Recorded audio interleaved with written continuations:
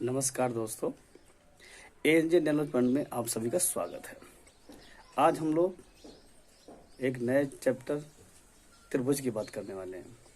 त्रिभुज क्या होता है? त्रिभुज 3 रेखाओं से बनी हुई एक बंद आकृति होती है जिसका नाम है त्रिभुज। क्या है? त्रिभुज। जैसे इसका नाम है उसे से समझते हैं। त्रि माने क्या होता है? त्रि का मतलब होता है 3।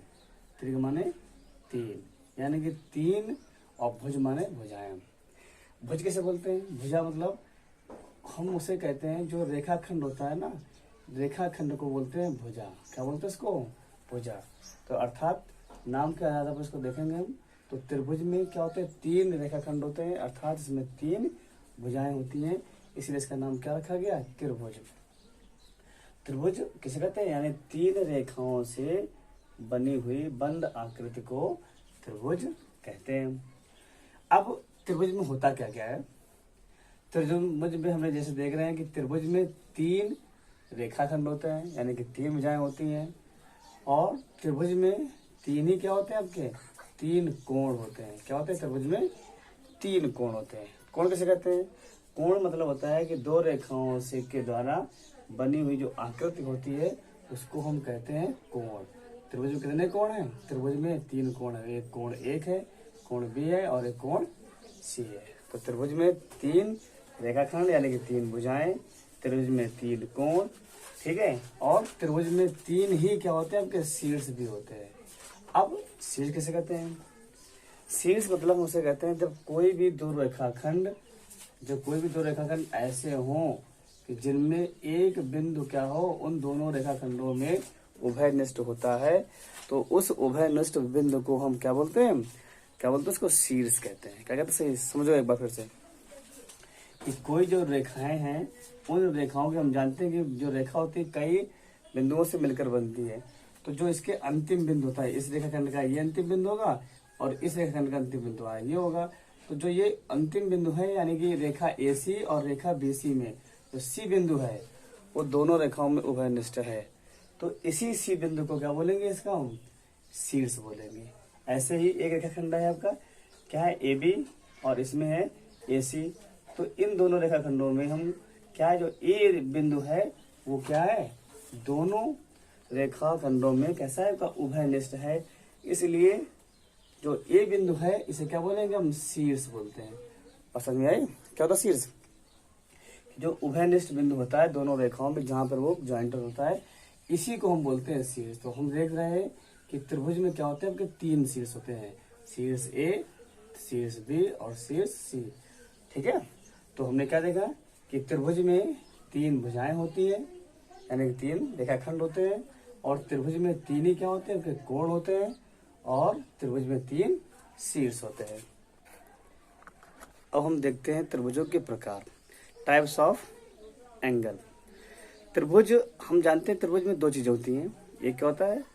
त्रिभुज में भुजाएं होती हैं, यानी कि रेखाखंड होते हैं, और क्या होता है? उसमें कोण पाए जाते हैं। तो जो भुजाओं के प्रकार हम देखेंगे, त्रिभुज के प्रकार किसके आधार पर देखेंगे? भुजाओं के आधार पर। किसके आधार पर? त्रिभुज के प्रकार भुजाओं के आधार पर। तो भुजाओं के आधार पर त्रिभुज आपके 3 प्रकार के होते हैं। कितने प्रकार के त्रिभुज जो होते हैं?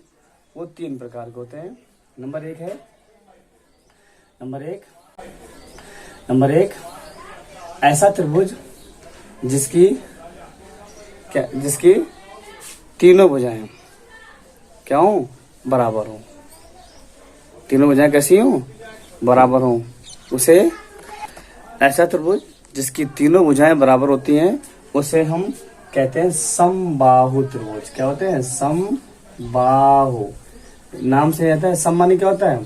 सम माने समान, बाहु माने भुजाएं, यानी कि ऐसा त्रिभुज जिसकी तीनों भुजाएं क्या हो? बराबर हो। तो ऐसे त्रिभुज को क्या कहेंगे? हम समबाहु त्रिभुज कहते हैं, यानी कि इसकी तीनों भुजाएं, इसको देख सकते हैं, यानी कि इसको अगर मानेंगे A, इसको B, इसको C, तो इसकी जो त्रिभुज है ABC, इसमें जो भुजा AB है वो बराबर होगी भुजा किसके? BC के, और वो बराबर होगी किसके? AC के। यानी कह सकते हैं इसकी ये वाली भुजा AB भुजा, BC भुजा और AC भुजा क्या हो? आपस में बराबर हो, तो ऐसे त्रिभुज को क्या बोलते हैं? समबाहु त्रिभुज। क्या बोलते हैं? सम माने समान, बाहु माने भुजाएं, यानी कि ऐसा त्रिभुज जिसकी क्या हो? सभी भुजाएं, सभी मतलब तीनों भुजाएं कैसी हो? बराबर हो। तो इस प्रकार के त्रिभुज को क्या बोलेंगे हम? समबाहु त्रिभुज। दूसरा जो प्रकार होता है भुजाओं के आधार पर, उसे बोलते हैं समद्विबाहु त्रिभुज। समद्विबाहु त्रिभुज। ये क्या होता है? नाम से देखते हैं इसको।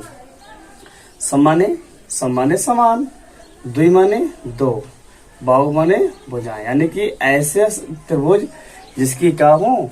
कितनी भुजाएं? दो भुजाएं कैसी हो? सम हो। यानी कि ऐसा त्रिभुज जिसकी दो भुजाएं कैसी होती हैं? आपकी सम होती हैं। सम माने बराबर होती हैं। तो इस प्रकार के त्रिभुज को क्या बोलते हैं? समद्विबाहु त्रिभुज। क्या बोलते हैं उसको?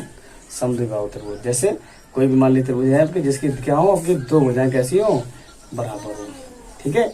इसमें एक ए बी सी, एक भुजा ए बी बराबर है किसके? बी सी के, और ये ए सी बराबर नहीं है, नॉट इक्वल ए सी, यानी कि इसकी क्या है? ये दो भुजाएं बराबर है। तो इस प्रकार के त्रिभुज क्या बोलेंगे हम? कहेंगे समद्विबाहु, जिसकी मतलब क्या है? दो भुजाएं, यानी कि ए बी भुजा और बी सी भुजा क्या हो? आपस में बराबर हो। तो इस प्रकार के त्रिभुज को क्या बोलते हैं हम? समद्विबाहु त्रिभुज। तीसरा जो प्रकार आता है उसे बोलते हैं विषमबाहु। क्या नाम उसको बोलते हैं? विषमबाहु त्रिभुज। विषमबाहु नाम से क्या? विषम माने जो सम ना हो, क्या से हो? सम ना हो। तो ऐसा त्रिभुज जिसकी क्या होती है? भुजाएं कोई भी भुजा आपस में बराबर ना हो, सम ना हो। तो इस प्रकार के त्रिभुज को क्या बोलते हैं? विषमबाहु त्रिभुज। जैसे डायग्राम देखते हैं, इसमें क्या है? कोई भी भुजा क्या आपस में बराबर दिख रही है, यानी कि ए बी सी।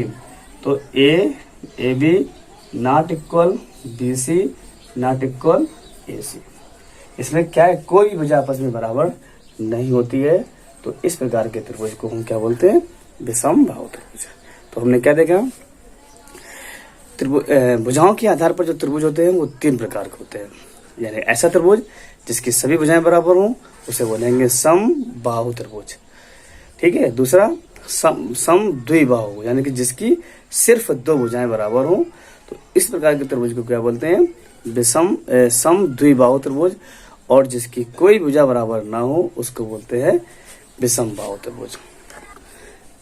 कोणों के आधार पर भुजाओं के आधार पर देखने के बाद अब हम त्रिभुज का जो दूसरा प्रकार होता है देखते हैं उनके कोणों के आधार पर। तो कोणों के आधार पर भी जो होते हैं त्रिभुज वो भी आपके तीन प्रकार के होते हैं। कोणों के आधार पर भी क्या होते हैं? इनको तीन भागों में बांटा गया। नंबर एक है आपका न्यून कोण त्रिभुज। क्या नाम है इसका? न्यून कोण त्रिभुज। ठीक है, न्यून कोण त्रिभुज। तो ये क्या होता है? तो ऐसा त्रिभुज जिसमें सभी कोण क्या हो? 90 अंश से कम हो। इस प्रकार का त्रिभुज इसमें सभी कोण क्या होते हैं? 90 अंश के कोण से कम होते हैं। अर्थात क्या होते हैं आपके? न्यून कोण। नाम से देखिए, नाम से मालूम पड़ता है, यानी न्यून कोण त्रिभुज, यानी कि ऐसा त्रिभुज जिसमें सभी कोण क्या हो? 90 अंश से कम हो। तो इस प्रकार के त्रिभुज को क्या बोलते हैं? न्यून कोण त्रिभुज कहते हैं। दूसरा जो होता है आपका होता है समकोण त्रिभुज। क्या नाम होता है? समकोण त्रिभुज। समकोण त्रिभुज क्या होता है? नाम से देखेंगे समकोण, यानी कि ऐसा त्रिभुज जिसमें एक कोण क्या हो आपका? 90 अंश का हो, यानी कि अर्थात समकोण हो। तो ऐसा त्रिभुज जिसमें एक कोण क्या होता है? 90 अंश का कोण होता है। तो इस प्रकार के त्रिभुज को क्या बोलते हैं? समकोण त्रिभुज। देखते हैं क्या है, यानी कि ऐसा त्रिभुज जिसमें एक कोण क्या हो? एक कोण हमारा 90 अंश का दिया गया हो। तो इस प्रकार बने त्रिभुज को क्या बोलेंगे हम? समकोण त्रिभुज। तीसरा क्या होता है? तीसरा त्रिभुज होता है आपका अधिक कोण त्रिभुज। क्या होता है आपका? अधिक कोण त्रिभुज। नाम देखेंगे इसको, समझेंगे। अधिक कोण त्रिभुज, यानी ऐसा त्रिभुज जिसमें एक कोण क्या होता है जो 90 अंश से अधिक होता है। एक कोण क्या हो? 90 अंश से अधिक हो। तो इस प्रकार बने कोण को क्या बोलेंगे हम? अधिक कोण त्रिभुज। आइए देखते हैं डायग्राम। देखते हैं इसको, क्या है, एक कोण कितना होगा, वो 90 अंश से ज्यादा होगा। एक कोण क्या होगा, 90 अंश से ज्यादा होगा, यानी कि इसे क्या बोलेंगे, ये है आपका अधिक कोण त्रिभुज। तो कोणों के आधार पर हमने देखा त्रिभुज के 3 प्रकार, कि ऐसा त्रिभुज जिसमें जिसके सभी कोण क्या हो, 90 अंश से कम हो, अर्थात न्यून कोण हो, तो इस प्रकार के कोण को हम क्या कहते हैं, न्यून कोण त्रिभुज। ऐसा त्रिभुज जिसमें एक कोण क्या हो, 90 अंश का हो, अर्थात समकोण हो, तो इस प्रकार के त्रिभुज को क्या बोलते हैं, समकोण त्रिभुज कहते हैं। और ऐसा त्रिभुज जिसमें एक कोण क्या हो, वो 90 अंश से क्या हो, ज्यादा हो, तो इस प्रकार के कोण को क्या कहेंगे हम, अधिक कोण त्रिभुज। इस प्रकार के त्रिभुज को क्या कहेंगे, अधिक कोण त्रिभुज। त्रिभुज के प्रकारों को समझने के बाद अब हम आइए समझते हैं त्रिभुज के कुछ रोचक तथ्य। जैसे तथ्य नंबर 1 है आपका कि त्रिभुज के अगर हम तीनों अंतः कोणों को जोड़े, कोई भी त्रिभुज हो आपका, चाहे वो आपका समकोण त्रिभुज हो, चाहे न्यून कोण त्रिभुज हो, या कोई भी त्रिभुज हो, अगर उनके हम तीनों अंतः कोणों को जोड़ते हैं तो उनका मान सदैव 180 अंश आता है, अर्थात त्रिभुज के तीनों अंतः कोणों का मान 180 अंश होता है। दूसरा होता है कि त्रिभुज की किन्हीं दो भुजाओं का योग, ध्यान समझना है, त्रिभुज की किन्हीं दो भुजाओं का जो योग होता है वो सदैव तीसरी भुजा से बड़ा होता है। हम कोई भी त्रिभुज देखते हैं तो त्रिभुज की हम कोई भी दो भुजाएं ले लें और इन दोनों भुजाओं का जो योग करेंगे तो वो क्या होगा, हमेशा तीसरी भुजा से बड़ा आता है। तो क्या होता है, एक होता है तथ्य होता है, नंबर 2 है कि त्रिभुज की किन्हीं दो भुजाओं का जो योग होगा वो सदैव तीसरी भुजा से बड़ा होता है। इसके बाद तीसरा तथ्य है कि त्रिभुज की किन्हीं दो भुजाओं का जो अंतर होता है, ध्यान से समझना है कि त्रिभुज के किन्हीं दो भुजाओं का जो अंतर होता है वो तीसरी भुजा से सदैव छोटा होता है। क्या बात समझ में, कि त्रिभुज की किन्हीं दो भुजाओं का योग तीसरी भुजा से बड़ा होता है और त्रिभुज की किन्हीं दो भुजाओं का जो अंतर होता है वो तीसरी भुजा से छोटा होता है। ये एक रोचक तथ्य है आपका। आशा है कि आपको हमारा यह प्रयास पसंद आया होगा। अगर कोई त्रुटियां रह गई हों तो कमेंट बॉक्स पर लिखकर हमें प्रेषित करें, हम उस पर विचार करेंगे। आज के लिए इतना ही, धन्यवाद।